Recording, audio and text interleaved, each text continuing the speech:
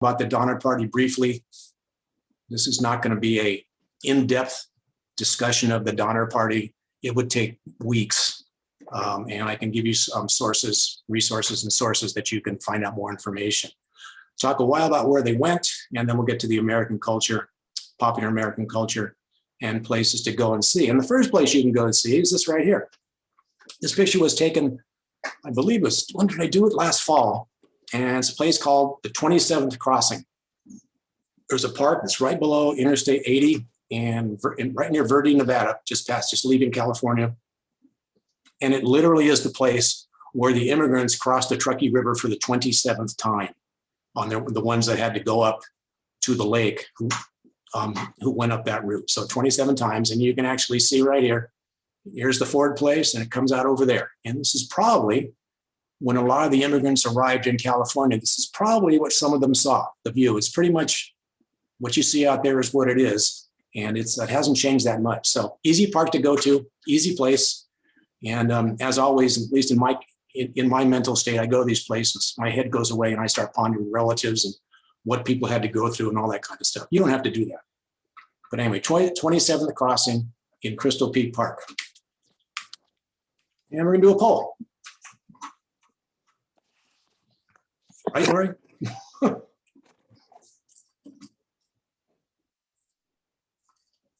If you guys can answer these,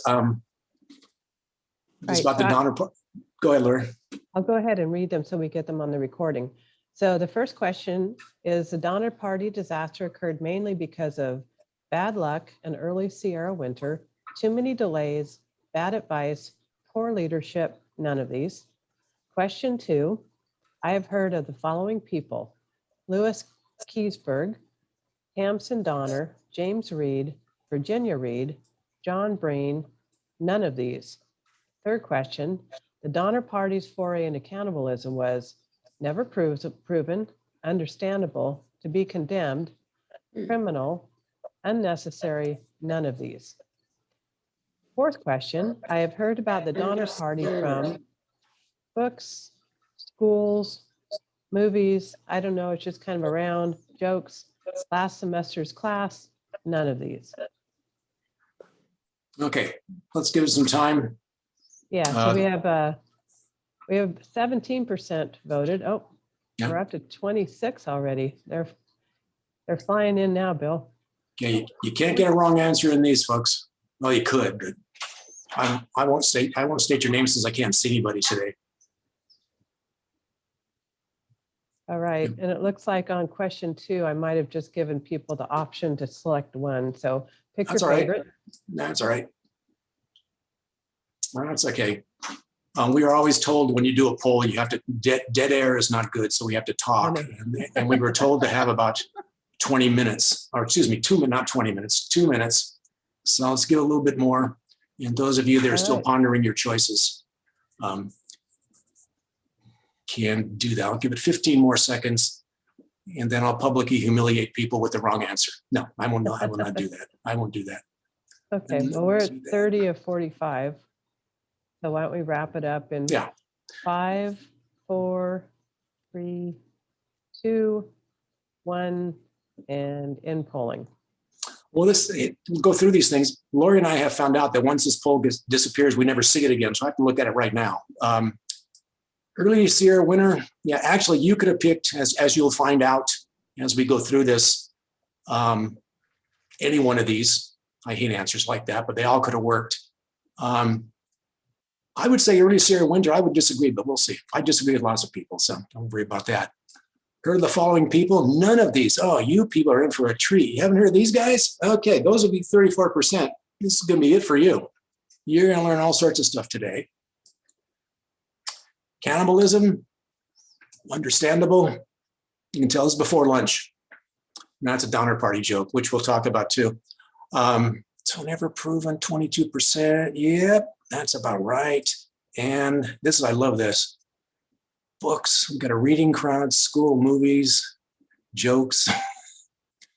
Last semester's class, welcome back. And none of these. And books, interesting. You have to read, books are fascinating. Who gets it right and who gets it wrong? I think, as I said last week, as I do this class for the second time, I don't know what's right and what's wrong anymore, but books say a lot of different things. So let's finish that up and start talking about some famous and infamous and sort of the major characters in the Donner Party. There were 82 people, 89 people in the Donner Party. You can't do them all. So what I picked out were the ones that kind of the names are around and kind of what they did and so on. You can look up, I'll show you some books later. You can look up all these guys forever. There are more and more books about different peripheral characters. They're all worth looking into. So to start off, George Donner, this is a young version of George Donner, and that is his wife Tamzin, sometimes pronounced Tamzine. Why am I going backwards? Excuse me, I hit the wrong button. There we go. Okay, way back. Sometimes spelled Tamzine. They were sort of the idea people about going west. They came from Missouri, Ohio Valley. Lots of people came from the Ohio Valley. One of the reasons that a lot of people came west was for health. A lot of difficult problems when malaria was rampant out there, a lot of different diseases, swampy and so on. So that's one of the reasons a lot of people came. California was, and sort of still is, despite all the talk, it's the place to go to make big money. And those people were thinking about that too. Don't ever think they weren't. So they were starting, and George Donner was elected the leader. You think of last week when they elected the leader, the qualifications that guy had. George Donner was a real nice guy. The other guy who had sort of the idea behind this was James Reed. He was a wealthy cabinet maker, I believe, in Illinois. That's where they came from, not Missouri, it was Illinois. And he wanted to come to very in your face, wants to lead, whether you want him to lead or not, opinionated, and so on. Margaret Reed's next to him, that's his wife, his second wife. And they brought their 3 children. I believe it was 3. He also is famous for making a wagon called the Palace. One of his daughters just, named it the Palace Wagon. And it was really heavy, which sort of cost them in the end. And it was basically fitted out to deal with Margaret Reed's invalid mother, who also came on the trip. She couldn't bear to see her daughter go. Louis Keseberg is probably become, boy, I bet you he's probably as famous as George Donner. Louis Keseberg he came with his wife and 2 children. He was an immigrant from, I believe, Prussia, someplace in Germany. Probably the most educated guy in the whole trip, spoke more than one language. Not exactly a fun guy. He had some trouble. He was, they thought they abused his wife. He just was not a friendly guy, and he was not well respected by a whole lot of people. And they talk about him afterwards. So he's coming across not looking good. Some other guys, Mary Murphy. You'll hear about Mary Murphy later. She was not the Murphys from a week ago. Different Murphy. That's Mary and her 2 children. She had an interesting life afterwards. There's Virginia Reed, who is also another famous person, famous because she has the most famous quote in the entire Donner Party, and the quote which probably half this group knows without even knowing it. And we'll get to her a little bit later. That's James Reed's oldest daughter. Charles Stanton was a bachelor from New York who was coming west. He had no family, no nothing, no connection really. He could have done what he wanted. He becomes sort of a hero of the Donner Party. Patrick Breen, he's sort of this week's version of Martin Murphy, had 8 kids, Irish immigrants coming across the prairie to see what he could do in California. His family, by the way, was one of the few families that nobody died. They survived it, and he also did a diary, which is famous to this day. So briefly, those are sort of the famous guys. And I want to talk a little bit about what happened, as I did last week, about the Stevens Townsend Murphy party on the way to California. Sarah Keyes is Margaret Reed's mother. Sarah Keyes died. They left, by the way, on the 14th of May, 1846. 2 weeks later, she was dead. She died on the 29th in Kansas of tuberculosis, called it consumption then. She died, and it's a place called, Alcorn Springs is where her grave is. It's now a cemetery.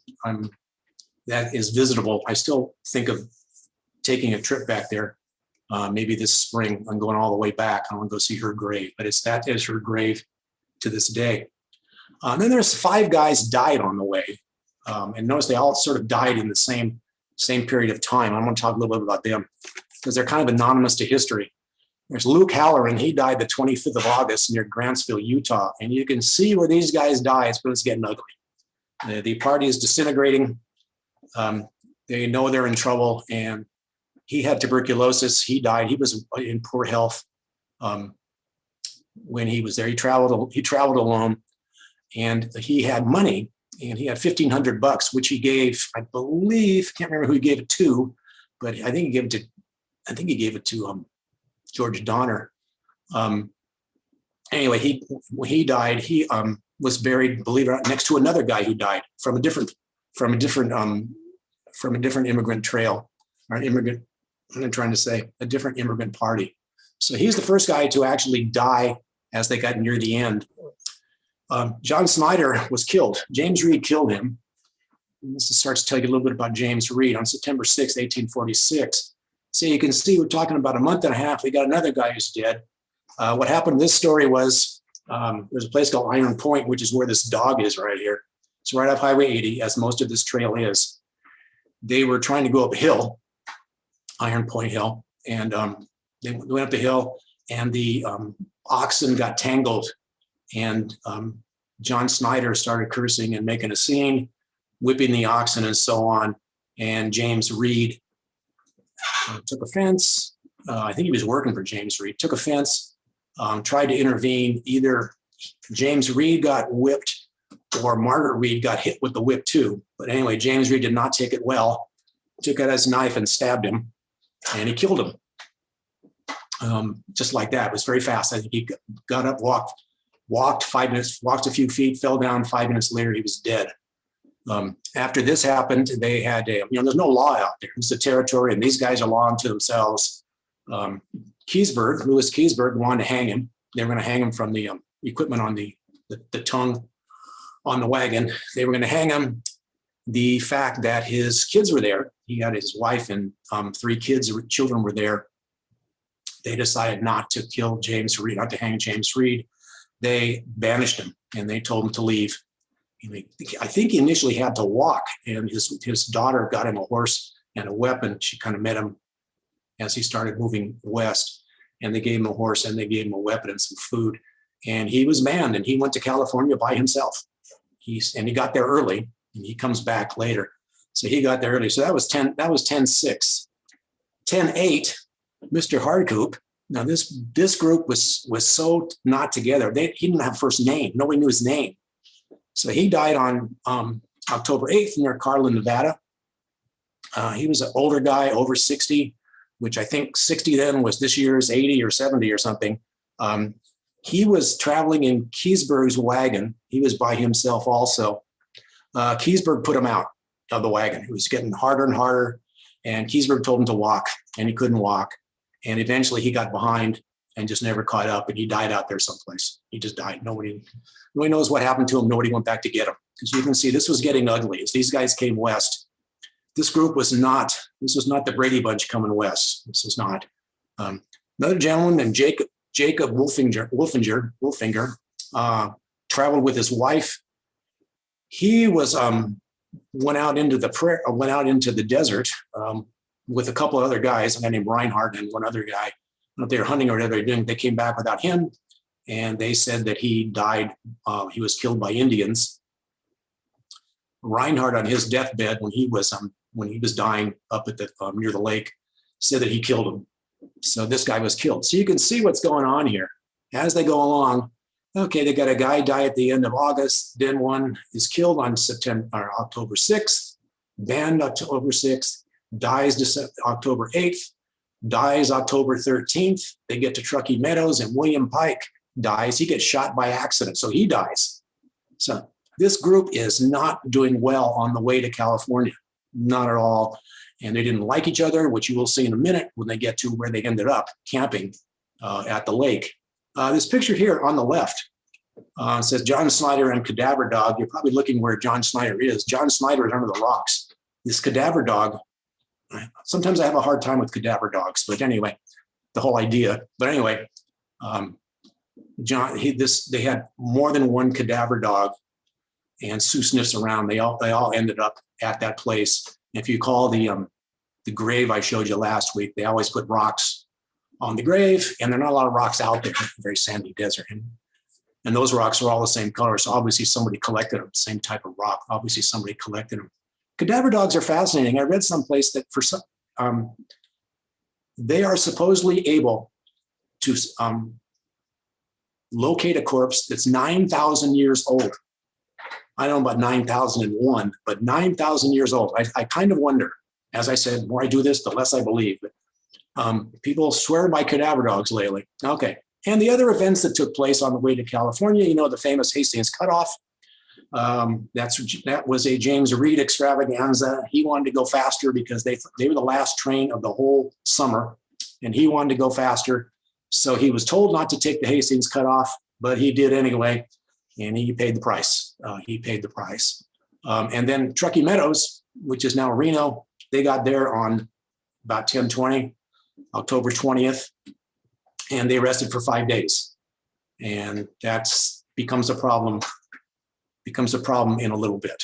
Okay, so on the way to California, this group is not doing well. They don't like each other. They're suffering. They know they're running out of food. At this point, by the way, Stanton, the guy I mentioned on the previous page, he has left with another immigrant to go get some food. So they got 2 guys on the trail, 3 guys on the trail trying to bring back supplies. So it's getting ugly, and they know it. They're abandoning wagons at this point. They're throwing stuff away. And it is not good. And then they get to Truckee Meadows and they rest. I can see why they rested, but maybe not. Okay. Hey, So Bill, Donna, yes, ma'am. we do have a question. What was the day they actually started? I know that because I wrote it down because I never remembered. May 14th, 1846. Thank you. Okay. Donner campsites. This is the campsites at the lake. The Murphy cabin is at this rock right there. This rock you can still see if you haven't been to the park. If you do nothing else after this class, or nothing else that I suggested you do, go to the park. You can see everything within a quarter mile. That's the big stuff. And this is a list of the survivors and the deceased on that. Okay, so that's the Murphy cabin by the rock. They have excavated all this before, and whatever was there is now not there anymore. They excavated. And by the way, found, and I'll get to cannibalism later, but one of the things they were looking for was that. Lots of animal bones. The Breen cabin is right here. If you recall what was there, that was Moses Schallenberger's cabin from last week. So they squatted in that cabin and lived there. And I think there are some attachments made to it, and some lean-tos made to it, and everything else, or to make it a little bigger. Because they had a lot of people. We're talking 80 people here. Or 75 now. Now, this, I told you 3 weeks ago, I said this was one of the most historic spots, and certainly one of the most historic pieces of asphalt in the state of California. And it is, because if you look over here, the Graves cabin is right there. Well, that became the freeway. And the Graves cabin is under, or the remains of the Graves cabin is under this asphalt. Now, the first 2 questions I was asking myself is, geez, did they look to see what's there? Apparently, it was excavated. This used to be the site of the agricultural inspection station. So apparently, when they moved it, because I think it's moved down the road towards Reno a little bit, when they moved it, I think it's that direction, they apparently excavated it. I've never found anything that said what they found. Never have. But that's where the graves were. And notice how they're far apart. This is probably 3/4 of a mile, easily 3/4 of a mile, if not more. These guys were going as fast as they could, and they were trying to get across. And it was no, let's stay with the friends. They were moving as best they could, and they didn't like each other, so that made it even easier to separate. So they did separate. And I think where they stopped is where they camped. And you can see the fact there's probably snow, because if there wasn't snow, graves would have been over here, I would imagine. So now it's snowing. Now, if you notice, there's 3 triangles on that map, and not one of them says Donner. The Forest Service, I think, made a joke And it says Donner Party Picnic Ground. Either that, or they have a great sense of the ironic. But it's Donner Party Picnic Ground historic site. And if you go up Highway 89 outside Truckee, it's about 6.5 miles from Donner Lake. They have this really cool, I really like it when it's creepy. You go there and they have a bordered walkway across this kind of meadowy, swampy meadow. And they talk about that's where the Donners ended up. And they got behind because they broke an axle on George Donner's wagon. And he tried to fix it. And when he tried to fix it, he cut himself and eventually got gangrene, I think. And I'm guessing he got gangrene. He got some sickness. I would assume it was gangrene. And they got behind him. As far as they got when the snow started was that meadow. It's a place called Alder Creek. And it's easily visitable. And I would certainly go. It's got a lot of history to it. They've excavated that place too. And we'll get to that in a little bit too. So this is where they're camping. And it's snowing. And it's snowing a lot. And they got there about the first part of October. And they started to try to get out. And they could not get out. When I went, the last time I was up there was the first part of December, and it was interesting. I showed you pictures of that last week. You could walk all over the place in Truckee, and you could walk all over the place in the park itself. When I drove up Highway 40 over Donner Pass, boy, that snow got deep, and it got deep fast, and there was no walking over that without a whole lot of effort. And there was probably quite a bit more snow than was there then. So they had numerous attempts to get out. It was not like they just laid there and waited. So they tried to get out. 15 people made the first attempt, couldn't get out. People would make individual attempts, or a couple of people, and they just could not get out. They could get around the lake, but getting over the pass was the hard part. And the more they went, and then they had to stop because they had a series of blizzards, and the snow got deeper and deeper and deeper and deeper. And they kept trying, and finally they just sort of stopped. There was so much snow. The odd part is, and the ironic part of this is that while they were there, and if you're familiar with how snowstorms work in the early winter and late fall in California, it'll snow and you may get a couple of feet and it stops, and it did. And they dry out. There was actually bare dirt at Donner Lake, according to reports of the immigrants. I mean, they walked in the dirt to Donner Pass and up it. So it wasn't as if they were in blizzards the whole time. They just could not get themselves across that pass. So this goes on. And they try and nothing's happening, and they see what's coming, and they don't see anybody coming to get them. And so on December 15th, a group of, I believe it was 17 of them they got some snowshoes, and they tried to get out. And they called themselves the Forlorn Hope, and this was the big deal. This was their big attempt to get out. And they have Robert LeBron, I believe this is from the museum. Robert LeBron made his interpretation of that. So the Forlorn Hope tried to get out. I think there were 5 women, 12 men, which we'll get to in a second too. And they also had, in the meantime, let me go back. I don't want to go there yet. So the Forlorn Hope made their move, and they ended up in a place called the Camp of Death, which we'll get to in a second. Let's do cannibalism now. Let me put it differently. Let's discuss cannibalism now. Those of you who answered the question about cannibalism on there, the correct answer was there is absolutely no physical evidence of any cannibalism going on at any site that the Donners camped at. None. Zero. They dug them up. The last one they dug up was in the early part of this century. Guys, we're getting old here. The early part of this century at Alder Creek, and they found bones, they found bullets, they found metal things. They found all sorts of evidence of various kinds of animals, but not a person, not one single one. The campsites around the lake, in front of the rock, nothing. The Graves cabin, I don't know what they did with it when they excavated that, but there was no evidence of cannibalism there. The one place that has not been investigated, dug up, is under the monument. Now, that's kind of an interesting place because when they relief parties came, there were 5 relief parties. When they came, the last one, and after they finished, Stephen Kearny, who ended up in the Civil War, Kearny Street in San Francisco, they were going through. It was just a disaster. Bones every place, bones of animals, bones of this, bones of that. And he told his men, collect it all, dig a pit, and burn it. And they think he must have burned it there because they have not investigated under that monument. I don't think that's happening next week, but I'm sure some people love to get under there. So briefly, that's what took place. Now let's start to investigate a little bit more. First of all, the relief parties. Famous picture.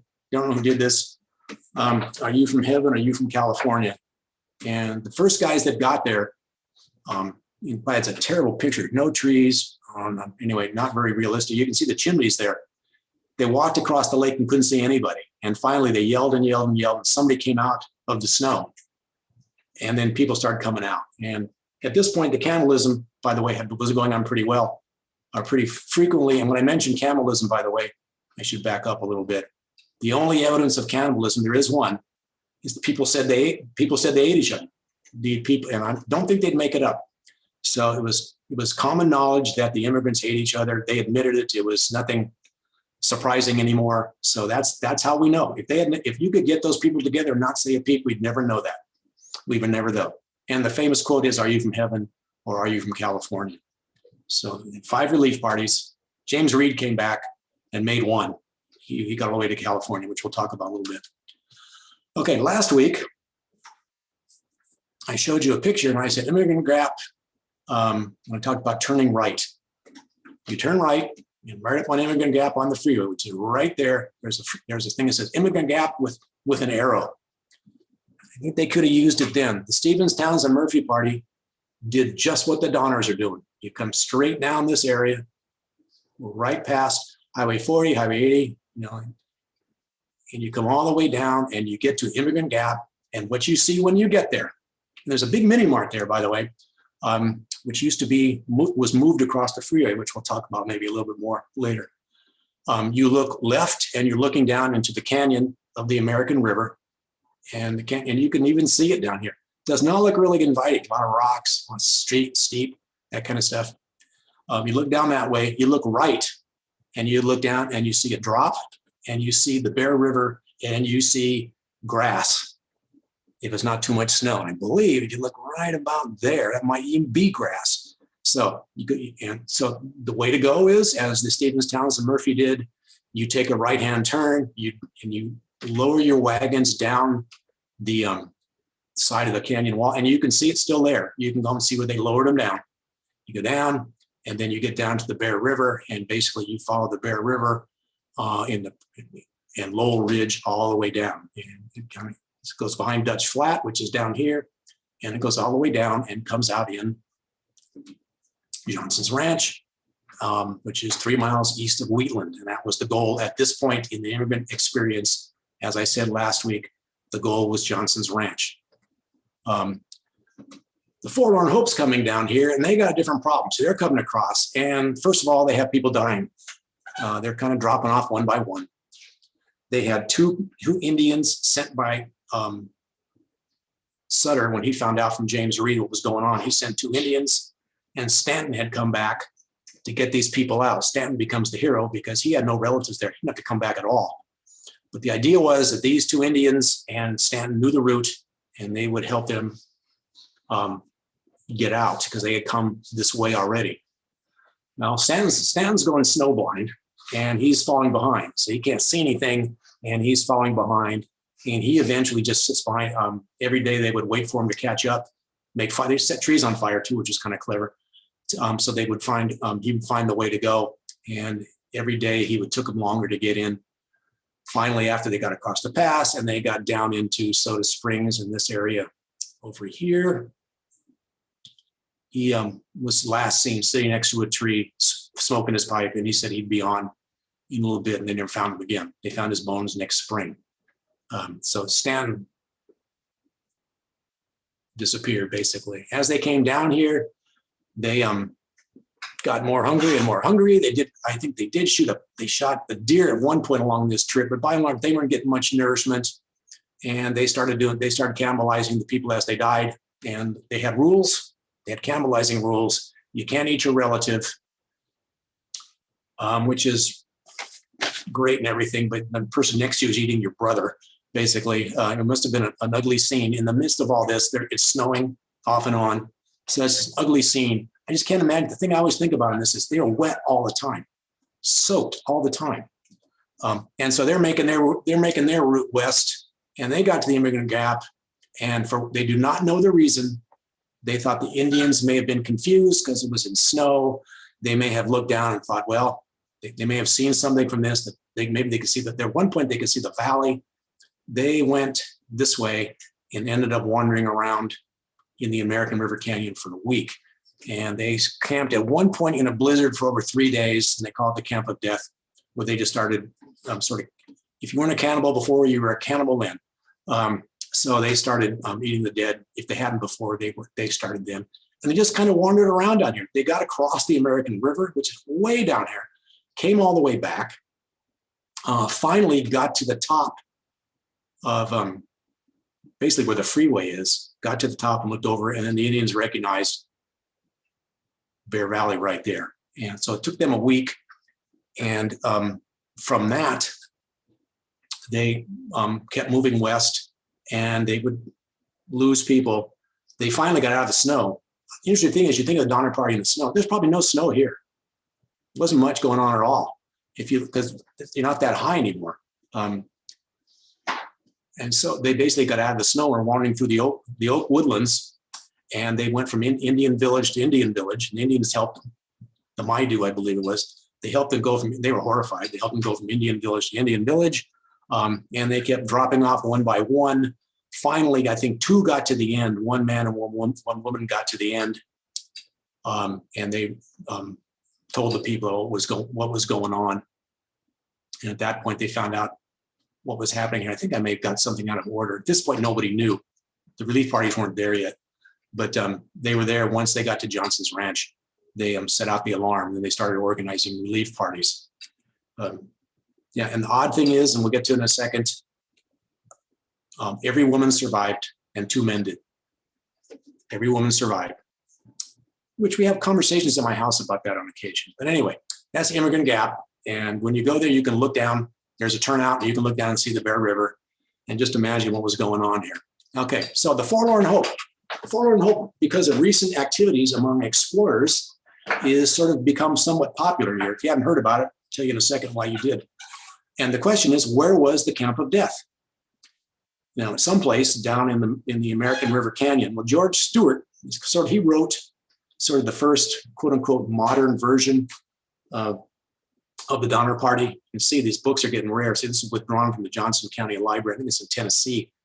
I think it was in Tennessee, I guess. Anyway, it's called Ordeal by Hunger, the story of the Donner Party. Really good book. On page 380, he tells you where he thinks the Camp of Death was. So if you want to read about the Camp of Death from his perspective, sort of the first guy to guess that I came across. Another guy more recently, Richard Kaufman, he was a professor at Sac State. He went into aerial photos and did amazingly detailed research and sort of drew the whole thing out.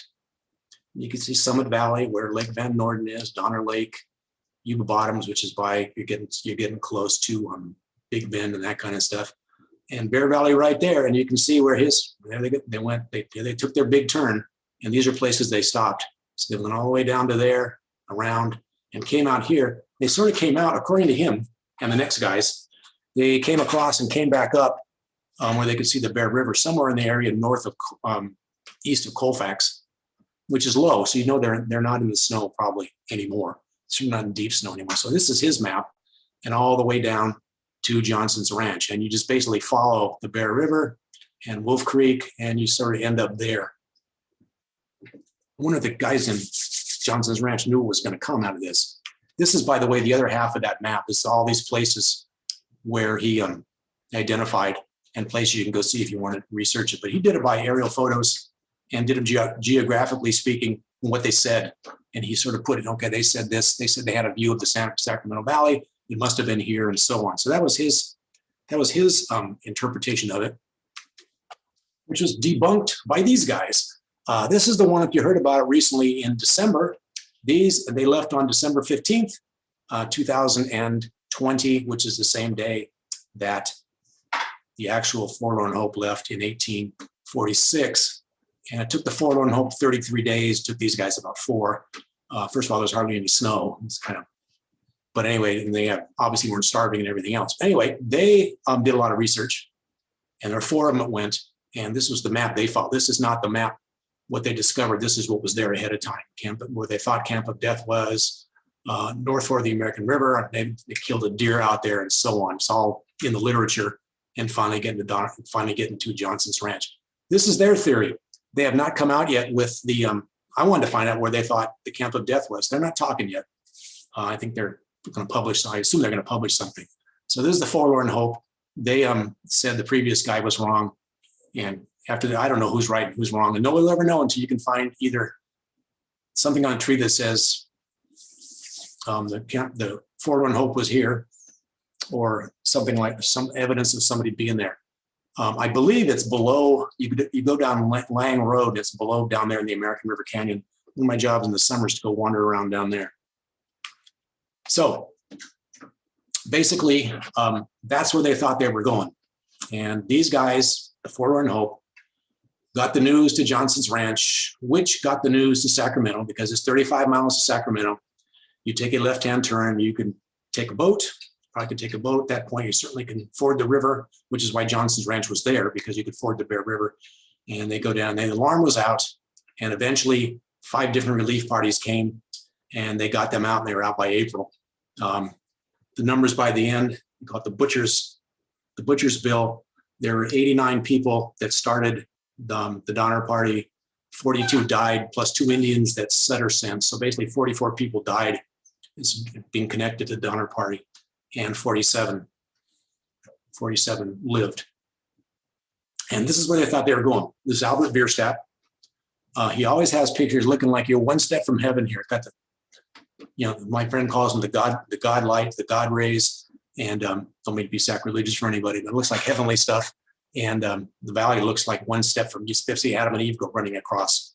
But that was Bierstadt. That's how his school of art was. And so that's where they thought they were going, but not exactly. Not exactly. The question becomes, where do they go? Now, first thing, the survivors of the Donner Party did remarkably well. If you read stuff, see, one of my jobs, I used to work for County Mental Health in Tuolumne County in Sonora, and I worked with families and kids. And as I tell people, if you walked up to me and you said, I think I want to talk to a counselor, and I said, why? And you said, well, I just walked across half the country. 5 people died, 6 people died on the way from the start to Nevada. Then a guy got shot right by California. Then we got stuck in the snow. Then we ran out of food. Then we had some instances of cannibalism, and we finally got dragged out 3 or 4 months later and got to California. And more than a few, you don't hear many references to this, but more than a few had toes cut off. I mean, they had frostbite. So these people didn't come out doing handstands. I mean, it was rough stuff, but they seemed to do okay. They kind of blended in to what was going on, and they ended up sort of all over the state doing various things. For example, Mary Murphy Covalot, I believe it's French, pardon my French if it's wrong, and it probably is. Mary Murphy came out, I believe, in the 3rd Relief Party. She walked out. Those are her 2 kids a little later. So Mary Murphy had an interesting life. She came out when she was 17, went to Johnson's Ranch, stayed there for a while, got healthy, ended up marrying Johnson, the guy who owned the ranch. I suspect, from a mental health perspective, she's probably looking for a dad because a lot of her family died. Lived there, working on the ranch, doing, they had a small hotel there, and she helped out with the people coming through. Finally described the guy as a drunken sot, and he was beating her up. So she got her marriage annulled. She's kind of an interesting lady. She took care of business. She got her marriage annulled, left Johnson's Ranch, married another guy named Covalot, ended up in a town, and he started a town north of Wheatland, which he named Marysville after Mary Murphy. So Mary Murphy is buried in Marysville. Mary Murphy buried in Marysville, which is named after her. And she died relatively young, but she had a normal life after that, had a happy marriage and so on. Charles Stanton died a hero in a lot of people's eyes because of the fact that he came back to, before the relief parties, he came back and met them with food, on the way up, and got to Donner Lake and tried to get them out. Died, was from New York, died a single guy. Patrick Breen, as I said, had 8 kids. His family had nobody died. He ended up going to Hollister. To this day, the Breen name in Hollister is a big deal. They have lots of people in city and county government, and not city and county government. They've had judges and so on. They're still there. They are in Hollister. He spent, by the way, the immediate time after he got into the Sacramento Valley, staying at Martin Murphy's ranch, which ended up being on the Cosumnes River. So he would do recuperation with another Irishman, Martin Murphy. And Martin Murphy lived on the Cosumnes River before he moved to the Santa Clara Valley. Tamsen Donner she's sort of a current hero. She stayed in Aspen Valley. She was with her kids. Jacob Donner and George Donner's families were both there, with a lot of their hired hands were there too. And they all died. All the men died. And her husband was dying of, I think it was gangrene. My guess was it was gangrene, because of the fact he was injured fixing his wagon. She would not leave him. He told her to leave. Take the kids. She would not leave. She sent her kids to walked the 6 miles more than once to Donner Lake itself, brought her children and asked people to take them out, promised them money if they would. And she left her kids. You can imagine doing that, leaving your kids and going back to Aspen Valley, 6 miles away, to watch her husband die. He died. She wrapped him up, prepared him for burial, wrapped up in a sheet apparently, and prepared him for burial. And then she walked out to Donner Lake so she could escape. And her escape becomes something, or her non-escape becomes something of legend in a few minutes here. Virginia Reed got out. At one point they say she's dying. Next thing you know, she's out. But her really claim to fame, besides the fact the famous quote, which we'll get to, is James Frazier and Margaret Reed. Keep in mind, James has already escaped. He's in the valley now. And he was trying to raise noise to get these people rescued. And he was told he couldn't go up in the Sierra anyway. Sutter told him, there's too much snow, you can't do it, just wait a while. So Reed went around trying to raise money for the rescue mission. He also bought land while he was there. He owned a good hunk of San Jose. If you went to San Jose State, that's what he owned. He gave the land for San Jose State. He lived on 5th and Margaret Street, and notice the name Margaret. A lot of the streets in downtown San Jose are named after Margaret Reed, Virginia Reed, and family and so on. So he was a big guy in downtown San Jose, and he comes back. Interesting man. Virginia, again, was his oldest daughter, and she went to San Jose also, but did something else here. Virginia Reed elopes. Now, this is in 1850. According to this story, and one of the key phrases, one of the key parts of the story is totally wrong, but this does, you read this, which I'll tell you in a second, it does tell you about James Frazier Reed, and maybe it was true, and maybe he did kill that guy. Okay, this guy is Daniel Murphy. If you remember Daniel Murphy, remember the group that went to the confluence of the Truckee River and Donner Creek? Well, he went to Lake Tahoe. So he went down with the horseback group, came across Rubicon Trail, ended up in the valley, and he ended up in Murphy's. It's one of the guys who founded Murphy's. So Daniel Murphy, this is the Murphy family, not the Murphy family with the Donners, another Murphy family. So he's there, and he goes up there. My grandmother, remember, she was Murphy also, always had a problem with him. She was not happy with his behavior up there, but I didn't know about that. At some point, he comes back to San Jose, which is where they all live. A good hunk of them live in Sunnyvale and San Jose. He meets Virginia Reed. And they probably have something in common because they both remember Donner Pass, and there weren't a whole lot of people at that point in California. So he meets Virginia Reed, and he's in his 30s at this point, a little bit older. And they have an immediate attraction, and they decide they're going to get married. So Daniel Murphy, because he's a Murphy or because he does what he's supposed to do, and being that it's 1850, for some reason meets James Murphy, according to the story, in the middle of the street and asks him for his daughter's hand in marriage. James Fraser Reed says, and I can't quote this, but this is what he's reported to have said, you do not have my daughter's hand in marriage, and if you marry her, I will kill you. And apparently it was a scene. So this goes on, and Virginia Reed's not buying this at all. She's going to marry this guy. So the rumor starts that she has snuck out of the house, and she is going to meet with Daniel Reed, and they're going to get married. James Fraser Reed does not take this well. He gets his gun, and he gets a horse. It's 1850, and goes to find them. He goes in the wrong direction. He, I think he might have gone up to where the Murphys lived. It's a bad thing to do because we're talking Irish Catholics. There's a lot of Murphys. But anyway, so he went one way, they went the other. They got married the next day. All this tension. They're marrying him, and they're all afraid that James Fraser Reed's going to burst through the door and shoot it up. But he never did. He apparently, after a while, reconciled with his daughter, who he was somewhat irritated with anyway, because she made a pledge when she was in the lake cabins up there that because she watched John Breen, was very reverent Catholic. She thought she was impressed by his faith. So she made a deal with the Supreme Being that if you get me out of here, I will become a Catholic. And she did. He was unhappy with that. Then she goes to marry a Catholic, and probably marrying a Murphy, because they probably had, I don't know what they were doing. I don't know if they're that friendly there. So he was going to kill her. Apparently when she had children, it was okay after that, because how can you be mad at your grandchildren? And they lived happily ever after. But Virginia Reed elopes. And this, by the way, was the Donner Party Bulletin from August 2003. The Donner Party does not go away, folks. It does not go away. Other people that came to California.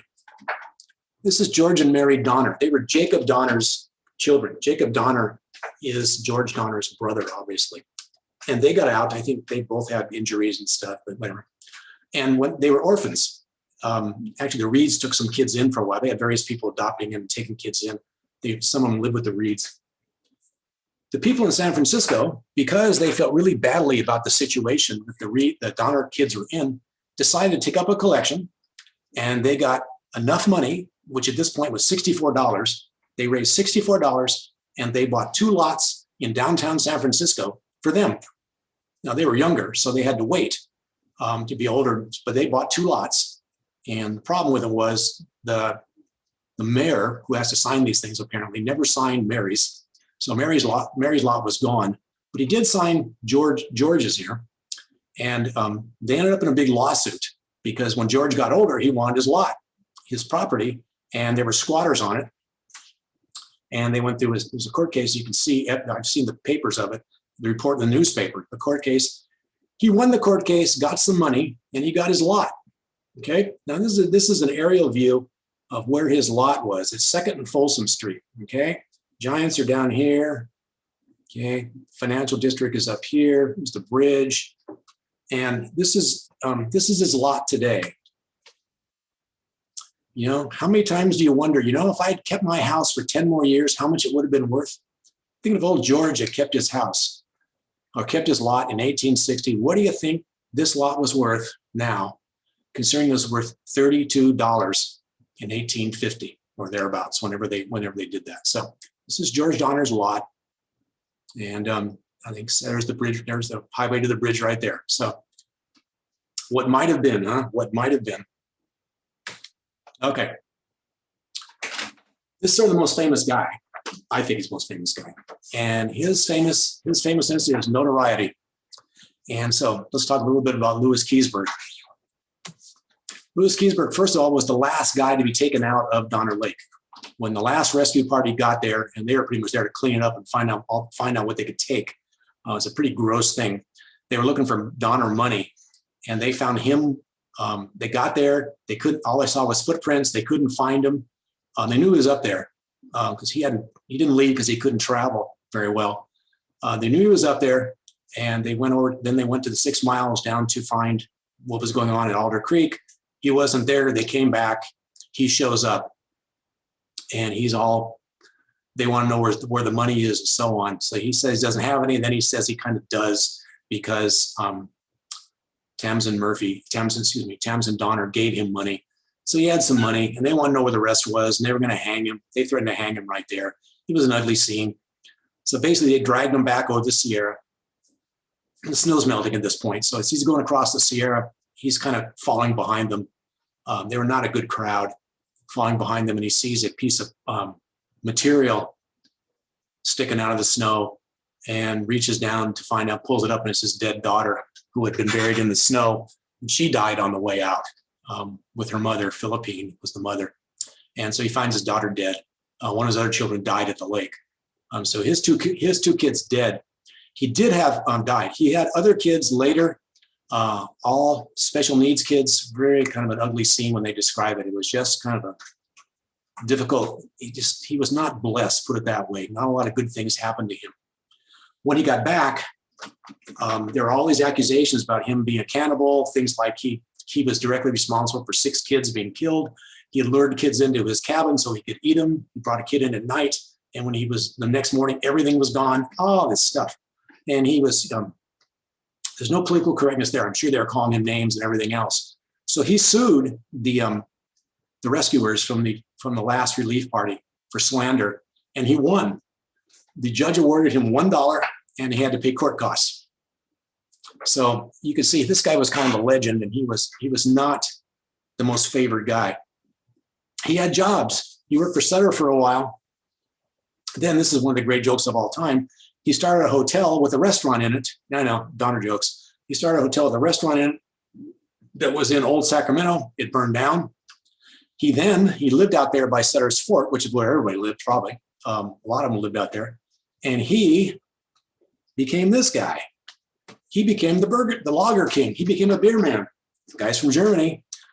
He's in this article from the Sacramento Bee from a few years ago. He introduced lager beer to the Sacramento area. And he became very, very famous, called Phoenix Beer, Phoenix Brewery. And his brewery was right there. I don't know if you know what that is. That, I believe, is Sutter Hospital. And this is where they wash buses. That's where his house was. It was his house, not his brewery, and probably his house too, in the neighborhood of Sutter's Fort. And that's what's there today. There's no monument next to a brush. I went in there to take pictures, and you want to get strange looks, take pictures of a place where they wash buses. The other thing that happened was when I got there, my seatbelt broke. There's another whole other story. I had to crawl out my car with a broken seatbelt. So the first thing people saw when I showed up was my truck.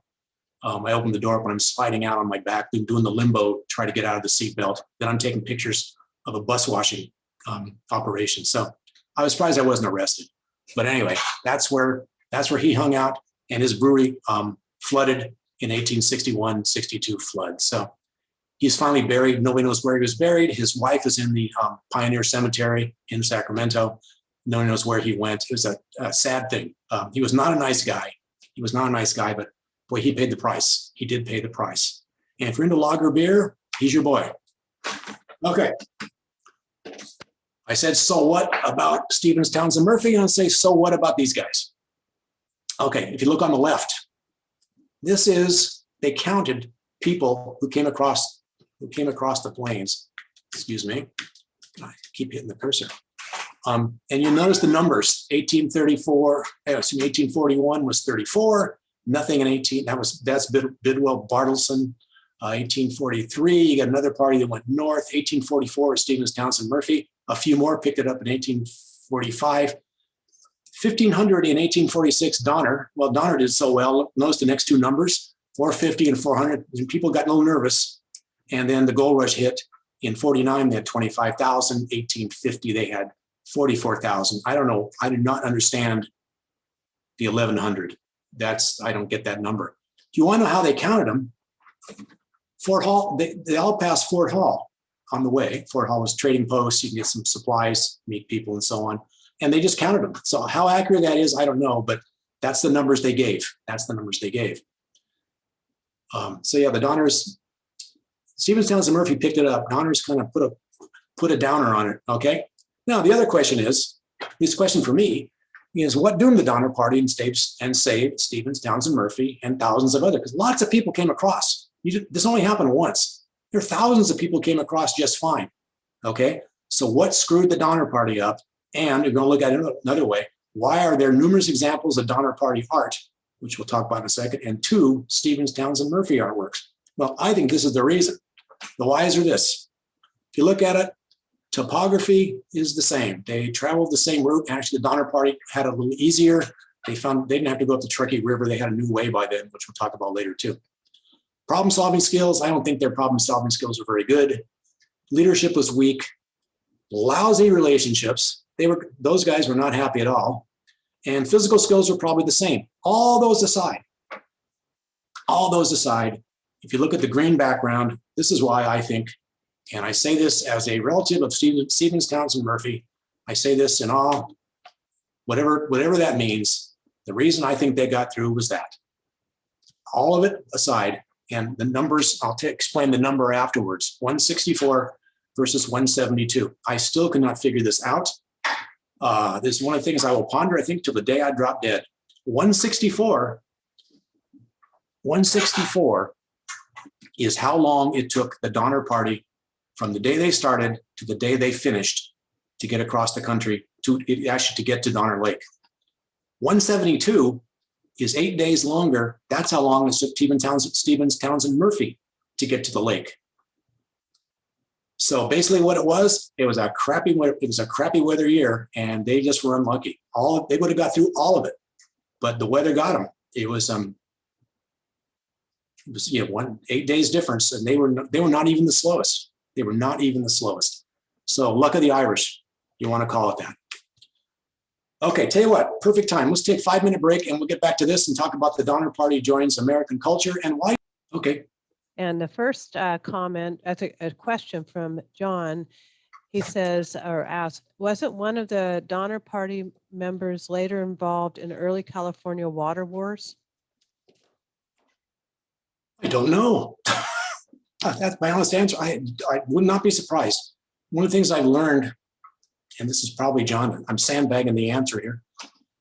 There were only 10 to 15,000 immigrants. There were about 130,000 Indians, and 10 to 15,000 everybody else. You could do anything you wanted. These guys all end up being, a lot of them end up being in government and everything else. That would not surprise me at all. Okay. All right, and the other is from Pat, and in great big letters, it's best class ever, and I would have to agree. Oh, well, thank you, Pat. I appreciate that. Okay, well, back to you. Okay, well, and Pat's nice words. I have to take something back. I walked out to get a drink of water. My wife said, "You got something wrong." She can hear me back there. It was not Daniel Murphy. It was John Murphy. In my family, we'd say, "Hey, you've seen one Irishman, you've seen them all." But I can say that because I'm an Irishman. But it was not Daniel. It was John. Okay. If you notice, it says the Donner Party joins American popular culture, and you tell me that sign with a straight face. You tell me hikers leave a plan and carry a compass with some guys laying there. It's awkward when you have to eat your friend. When those people made that sign, Donner Party was not in their head at some point. The Donner Party, as I said, is so ingrained in this culture, as we'll see for the rest of the class. Okay, I want to define popular American culture. I hate to do this, it's so boring, but anyway, let me read it to you. I know you can read, but let's get our terms straight. Popular culture is defined as popular written literature and broadcasting, popular music, popular dance and theater, certain decorative arts, sports and recreation, and other cultural aspects of social life, distinguished by broad-based presence across ethnic, social, and regional groupings. That's what the Library of Congress says, and we know Congress is always right. Yikes. In other words, I'll put it in Bill Sullivan language. In other words, to be an important force in popular culture, one story appears in many of the above fields of endeavor. So keep that in mind. Is the Donner Party story a large force in American popular culture? And why would I ask you that question if I was going to say no?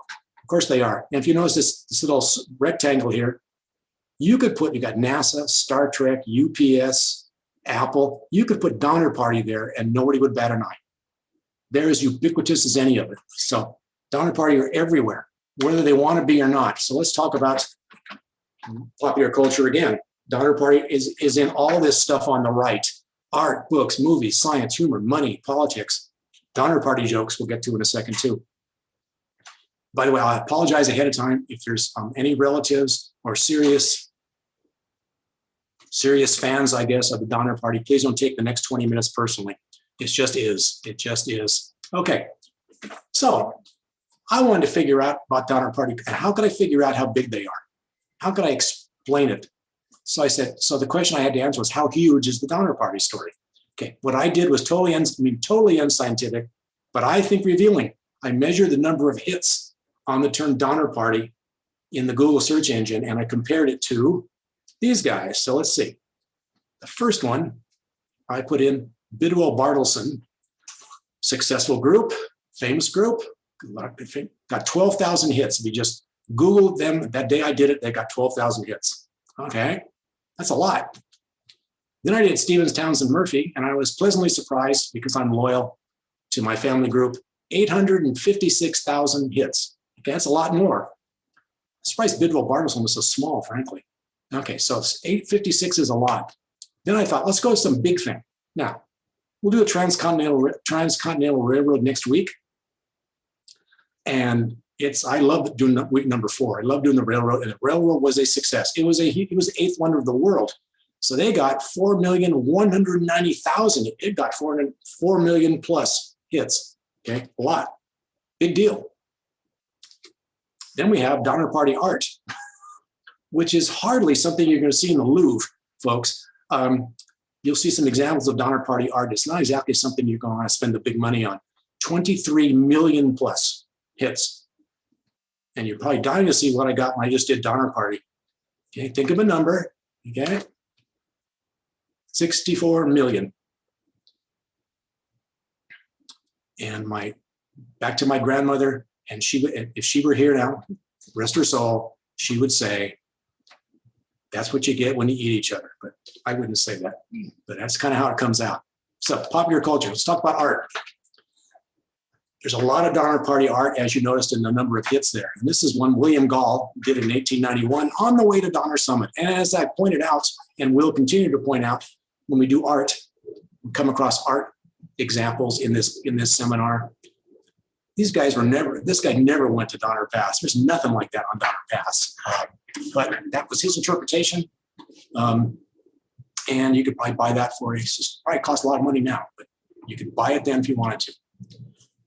Remember we saw those big pictures of, one was of Donner Pass, 10 feet by 6, and one was of the Murphys ascending Donner Pass, 10 feet by 6. That was burned up in the earthquake. Okay, imagine this picture. This is called the Donner Party. The lady named Sally last name is Sally Datz Jackson. You look closely there. I know we have at least one young lady watching this. Hope she doesn't have nightmares over this. How would you like to have this 10 feet by 6 feet? I'll point out the good stuff. There's a half a body, female. There's a skeleton right there, a skull, some bones. This guy's working on dinner. Bones over the leg bones, like arm bones. 3 wagons. The first thing you do, this is, by the way, this is a field. It's called deviant art, and I would say deviant would probably do it. And I don't know if you buy this or not, but I saw comments on this. People love this stuff. They keep them coming was one of the quotes. It's misses me, but I guess I'm getting too old for this planet. Then we got another one. I don't know who did this one or what the title is, but this is just, imagine this. Instead of a picture of Donner Pass and Donner Lake, you have a picture of this in your dining room. It is beyond me, but some people like this stuff.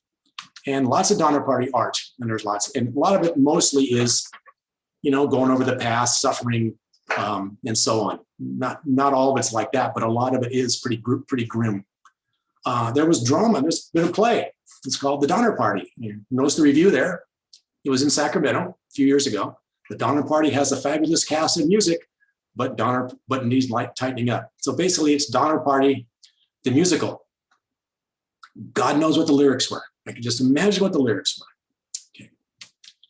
Then we go to books, and I will list what I think and you can take a look. What I think the best books are in the review and the summary that I send you every week. So you don't have to write these things down.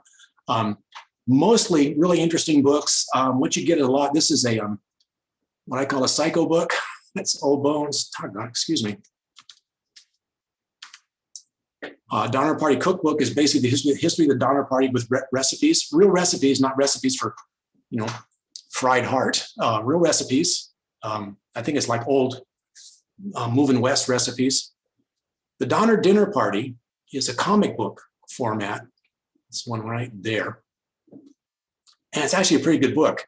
It's just done for younger people. I thought it was very good. My granddaughter was a big reader. She liked it, which I don't know what that says about her, but she liked it. I read it. I liked it.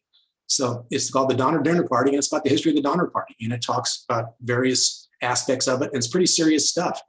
And you got, Led to the Slaughter. These kinds of things are just novels they make, and so on. This is a good book, In Different Stars Above. It's about the Graves family, I believe it's Sarah Graves, what her family went through, and because it was written by a relative of them.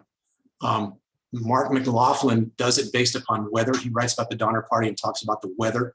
And he's the guy that talked about the fact he didn't think there was 22 and a half feet of snow, which is what they say there was at Donner Lake that year. He does it by comparing weather records and so on. So he's pretty interesting. This is the first book, C.F. McGlashan, History of the Donner Party. He lived in Truckee 3 miles away and never knew it was even there until he kind of stumbled upon it. And he wrote actually the first book about the Donner Party. It's written very Victorian, but it's a good book. And he actually interviewed them. Okay, this book was done at the anniversary of the Donner Party, and it's about day by day. I should have looked up what they were doing today. We'll talk about that next week. And again, let's see, Donner Party. Pioneers Go West is that kid's book I read with a different format. So you get the idea. There's just dozens and dozens and dozens and dozens of books. Lots of books. Then we have movies, of course. And you knew there had to be a movie about Donner Pass. Lori, I assume we can hear this when it comes on. So if not, let me know, but I assume we will. This is the trailer. This is Donner Pass.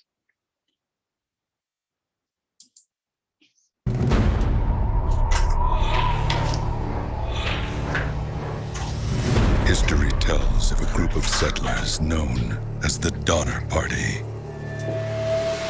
Trapped in the snow, facing starvation, they were forced to do the unthinkable. George, is that you? Consume human flesh to survive.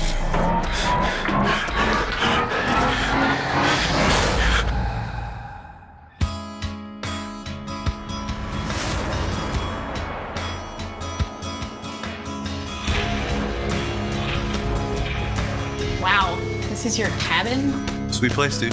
Mind if we crash?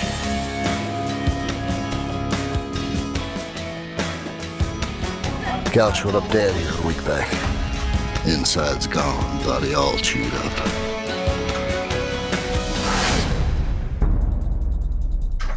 I swear I saw Someone. Legend says there's a hunger in these mountains. Everyone has an agenda. A hunger that lives on. He was bleeding when he left the house. It's like something's been dragged. Things like that don't just happen. I don't trust them.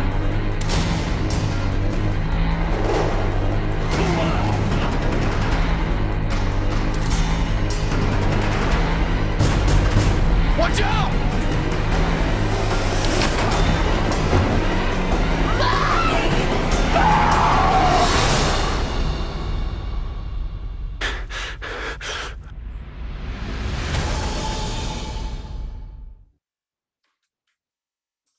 And get the next one. Okay. Let me go back. One more. There we go. Thursday, the 26th.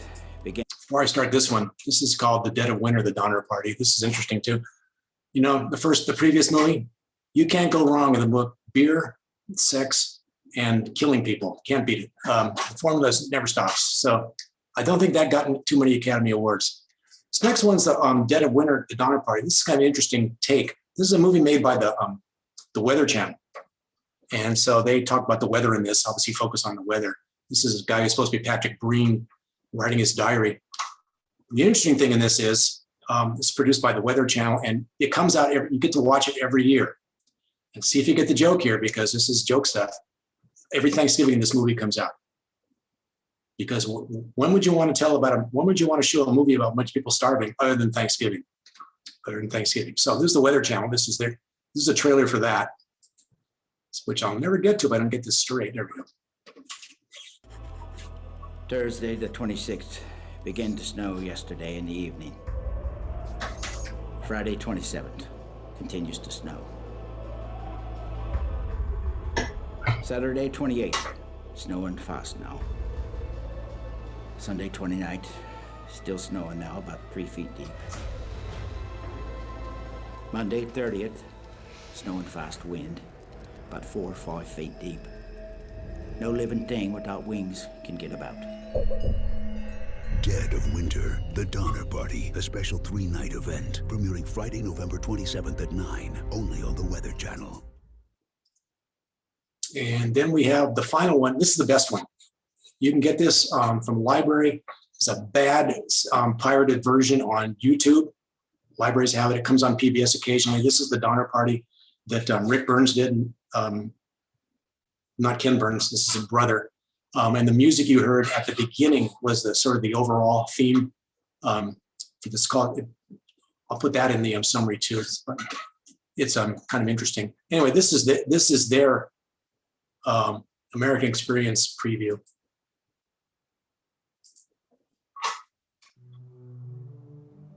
It's always, I guess, our insatiable desire to take a shortcut in life, thinking it'll get us there. An epic journey. Oh, it's got everything. It's a Greek tragedy. That ended in the unthinkable. We are the only family that did not eat human flesh. The Donner Party. I never can forget the horrible, ghastly sight they presented. On American Experience.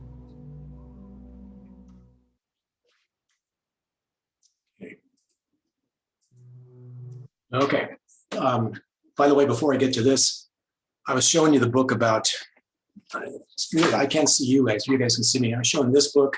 This is the book that goes day by day through the Donner Party. If you wanted to know what happened on March 3rd, 1847, James Fraser Reed had finally come back up from the valley to rescue certainly his family and anybody else he could get out. So the relief parties were coming. And it says here, he arrived at the lake. And the actual relief party itself, the first one got itself to Bear Valley. So good book, tells you what's going on. Okay, this is the science part of this, and this is not the only science part of this. There's a whole lot of science on surviving weather and why people die and why don't. And this was out of the book, The Donner Dinner Party, but it's been in other things too. This is who survives. And I hate to say this in the Renaissance Society, but folks, we're not looking too good here. Over 50. And I'll say, I don't know if you're over 50, but I am. And we're in big trouble. This is not you will probably die. This is, you're done, dude. So over 50 was not going to make it at all. Okay. And then you start looking, under 5 don't make it either. So it's almost like the weakest, I hate to be called the weakest, but the weakest don't make it. Then you get kind of interesting stuff here. Between 5 and 50, the men, we do a little better when we're younger, but single men, they died. Small family, you do a little better. Big family, you do even better than that. Until you get to be female, and you talk single female, you might die. Small family, then you're getting down to you're probably going to live. So, and that's who lived. When I talked about the forlorn hope, how every woman lived. They went 70 miles in 33 days in wet clothes, up and down hills, lost in the whole shot, and every woman survived. And the scientific evidence of that, or not the conclusions are, you want to be too young, you don't want to be too old, you don't want to be a male, you don't want to be single. However, if you're female, if you're small helps. Why? Women need, I never even thought of this, women need fewer calories to live. And if you think of the single men on this, the Donners had hired a lot of single men, and there were single men just coming across the prairie anyway. Single men are already tired from their labor. They're working. Not that the women aren't, but they're doing the more physical stuff. And science, there's some suggestion that women have gender-specific endurance abilities. And finally, the idea that family gives adults something to live for. So nothing like being an old male. Nothing's good going on here. And then we get to this. My personal joke is the one over here on the far right, although I do like the one on the far left. This is James Fraser and his wife having James Fraser reading his wife having a conversation. And you get the joke about the sandwich and the memorial and the Donner part. I like this part. And Donner never did figure out why nobody came to his party. And there's page after page of those on the internet. And I saw an interview of one guy who's a direct relative of the Donners. And they said, "Do you get upset about that?" And he goes, "If you get upset, you're just going to fall apart. You got to go with it." So they just kind of, at least he does, he just goes with it. Okay. And then we get down to everything else. Okay, this is where it seems like it all comes down to this. At some point, we'll be here. Money. This is from a t-shirt. You can buy a Donner Party t-shirt. You notice down here, another shirt. Hungry for something different? Join the Donner Party. Our candidates are well seasoned. So there, we'll skip this for a second. This is a game which was given to me right here. I have this game. I will tell you that I lost, and my punishment for losing was in the game, as you might guess, I was eaten. So I lost the game and was eaten. That's the Donner Dinner Party down here. These are cards from that game. The this is a real restaurant, the Donner Family Barbecue. And this is a poster, Donner Party. I thought you said dinner party. And you know the joke about restaurants, you go in and then you say your name is Donner, and then we're Donner Party of 5, Donner Party of 4, Donner Party of 3. So money, we'll sell anything around here. This is a picture that was shown way earlier, the first couple of minutes. And this has to be, whether the artist knew it or not, this is the Donners at Alder Creek. They use tents. They set up so fast they had to use tents. And they're sitting there slowly dying and everything else. And this is it's not a poster, and it's not a picture, a painted picture. It's a blanket. You can buy a picture of the Donner Party slowly going into death anytime you want. And if you want to do more than that, let's talk about Profit, Bad Taste, and the Donners. The same company will sell you all of these. And I was thinking, first of all, I didn't know what a duvet cover was. Now I do. Duvet cover. I was thinking, if I was a kid and I was into history and I had a beach towel, and let's say I decided to go to the beach and I was going to go with some friends, and male and female friends, I bet you I'd make big friends whipping out a Donner Party towel. I couldn't stop making friends. Or a Donner Party shirt. So you can buy all this stuff. This country sells anything for a price, taste or no taste. You can see the whole picture. It's got guys out here, kids and stuff. They're all going to die. We'll do it all. And we could do that for hours. Well, let's go to politics for a second. That's the great emancipator on the right, as you know. That's Abraham Lincoln. And check this out. I will read this to you from Michael Wallace, The Best Land Under Heaven. Bestseller book, not a joke book, not a insignificant book. Abraham Lincoln and James Reed knew each other. They fought in the Black Hawk War together. So they did know each other. Lincoln considered going with their party to California. Mary Lincoln, who had enough problems without her husband going to California. Mary Lincoln is reported to have been waving goodbye as the party left Springfield. She was pregnant and had another son, and had another son.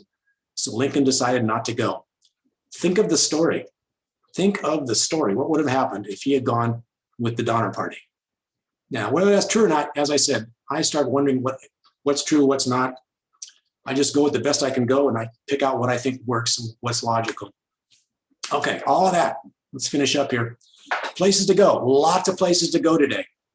Mule Springs, when they had the relief parties, this is where the relief parties sort of met up and put all they cache their goods, stored goods here, and Mule Springs goes up past, it basically reverses the trip. You go up Immigrant Gap and you go up to the lake. So you can go visit Mule Springs right on the trail. It's just past this, actually. Camel's Hump we talked about before. This is also part of the Immigrant Trail. This is the way, and this is the way the Stevens, Townsend, Murphy, and the Donners, and thousands of other people came. Thousands of other people came this way. This is a fun thing right here.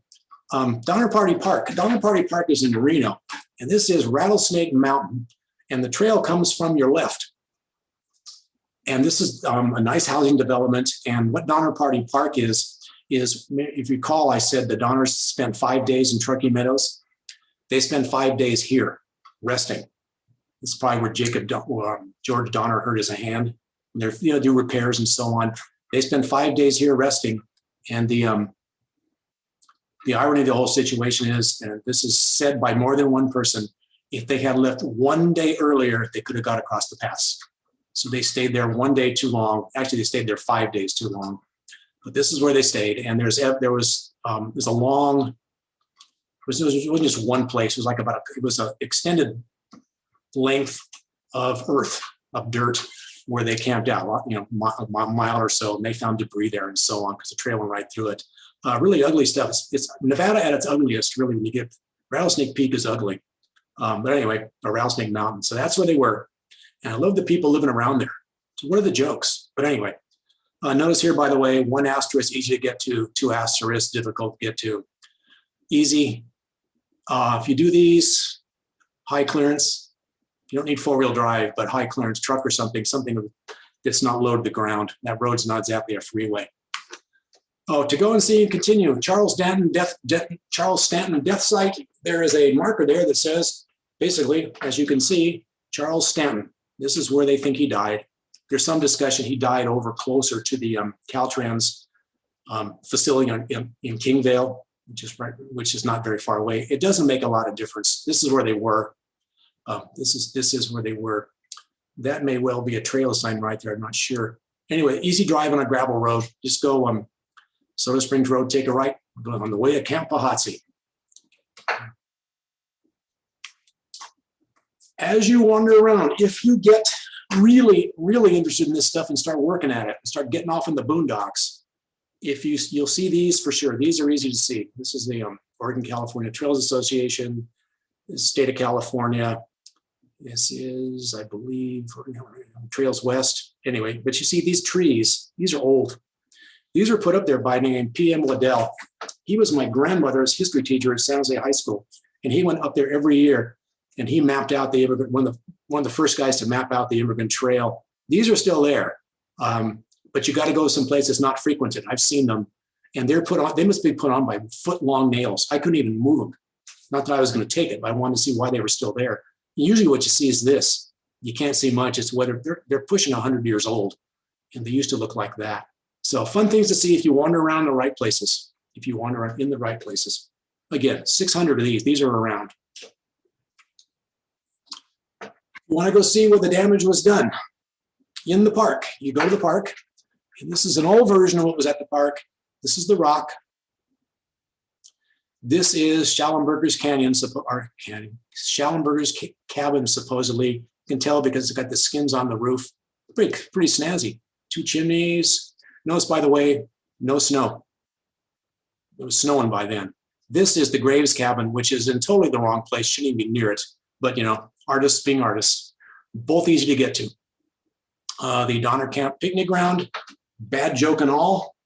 It is a picnic ground. Very nice place to hang out. Highway 89 north of Truckee, about 6 miles away from the lake. Easy to get to. Well worth going. Well worth going. You can do them now. And the Graves cabin, you call the world's most famous piece of asphalt, at least California's most famous piece of asphalt, right behind Truckee High School. Here it is right here. Truckee High School would be right about there, right behind Truckee High School. And I would love to find out what they found when they supposedly they excavated it, but they haven't told me what they found. Some discussion of there's things at the museum they haven't looked at for a while. Now, what they left behind, that's what you can see. This is what they left behind. These are, I think, in storage. Some of these are in storage at the museum itself. These are stumps that were cut down by the immigrants who were stuck there. And they talk about the height of the snow and where they are. I don't know, Aspen Valley, Alder Valley. Aspen Valley's in Sonora. Some of my past there. Summit Valley and Sun Valley. These are impossible to get to, but they're not there anymore. They're not there. But some things are. Like this. You remember Huell Hauser, who died recently. Guy had all these programs on TV. They're still on, really about California. Well worth watching if you haven't seen them. He's in Donner Park at one point, and I'm watching this, and he starts going down the trail. And this is between, as I said right here, this is between the rock and the monument, Pioneer Monument. This is about 5-6 feet tall.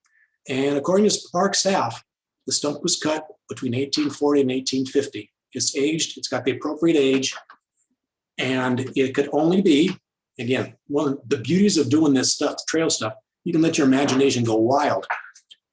Who else would be cutting things that high? It's either got to be the Donners, the Donner Party, somebody there, or Moses Schallenberg, one of the two, because he made a cabin. But you got to figure there's some snow here, and the snow's got to be up a ways. So I'm thinking it'd be Donners because, oh, Schallenberger could have too. Don't know, but I'm thinking, for whatever the reason, I like to think it's the Donners, but who knows? But you can see this, and again, let your imagination go away. Easy walk right between the Pioneer Monument and the rock, and everybody should see that. Everybody should. Now, this is a little different. T.H. Jefferson went over the Donner Pass the same year the Donners did in 1846. He was a cartographer. They don't know much about him. Some people think he is Thomas Jefferson's son by the slave Sally Hemings. They don't know. But what he did was he made a heck of a map. He really did. And I took it to him so I could find where the cabin was that the Murphys stayed in at Big Bend. But anyway, let's look at, this is the whole thing.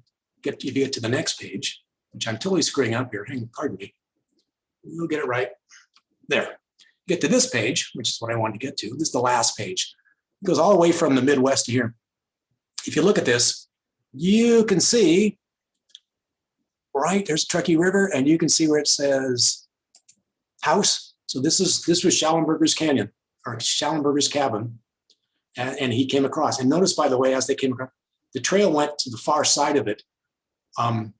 So he went over Roller Pass, which we'll get to later. He did not go over Donner Pass. Later, they went over Roller Pass. The Donners were supposed to go over Roller Pass, which I'll talk about Roller Pass later, but he screwed it up again, basically. And he follows along, got a couple of graves, and there's another house. This house is where Elizabeth Huber Murphy was born. That's the only houses there.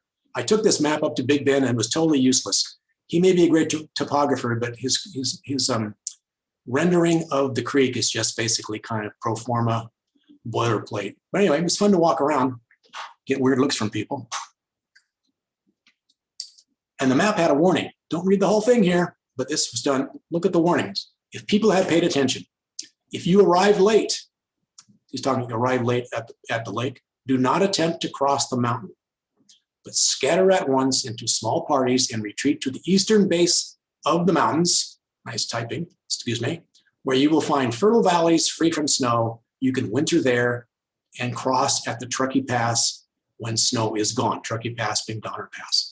That's all great, and that was the warning. Notice January 1849. So clearly, after the Donners screwed it up, the word got out. Don't mess around with this stuff. Do not mess around. And that was his warning. This is when I get to Roller Pass. After the Donners blew through, and after the Stevens, Townsend, Murphy blew through, they made new passes, which in 2 weeks we talk about roads. The Donners really were supposed to go this way. They were supposed to not go around the lake and do what the Murphy, Stevens, Townsend, Murphy did. They were supposed to go this way to a new pass called Roller Pass, which is there. You can go see it. The other thing you can do is go to Coldstream Pass. I think when I talked about the first week when I was taking that death hike, well, that's where I was up by Roller Pass. So they were trying to go a different route, but it didn't make much difference. I was almost going to title this, Who Said I Feel the Need for Speed? Well, that was the guy in Top Gun, Tom Cruise, because basically if you get down to the nitty gritty of Donner Pass, it is about going faster. It really is. It's about going faster. So there were 3 passes by the time the Donners were going over. There were 3 choices. They took the old one. And from Virginia Reed, I referred 2 or 3 times about the famous quote. Her quote, "Never take no cutoffs and hurry along as fast as you can." This picture of Virginia Reed is a letter from Virginia Reed to her cousin in Illinois after Virginia had arrived in California and before she ran off and got married to John Murphy. That's what she said. And this quote is so famous. I used to use this when I was counseling college students. No cutoffs and get going. No screwing around. Of course, you can buy it. And you can buy it in various sizes and prices. This is the Donner, it's called Donner Party 2 by Megan Romo. This is 35 by 47. This one's 3 by 4 feet. Again, never take no cutoffs and hurry along as fast as you can. So you can always spend money. Next week, Transcontinental Railroad. We'll talk about Theodore Judah, the Big Four, the Chinese, and the cuts, tunnels, buried trestles, work camps, snow sheds. It kind of changes. We're going to go from the mid-1840s to the decade of the 1860s for the most part. And you want to consider something, and I'll put this in the summary. Right? Consider these 2 pictures. What do Hagen Oaks Golf Course, cross-country races, that's what these guys in their underwear are doing, to run around, and $48,000 have to do with the Transcontinental Railroad? They have a whole lot to do with the Transcontinental Railroad. And at that, I want to give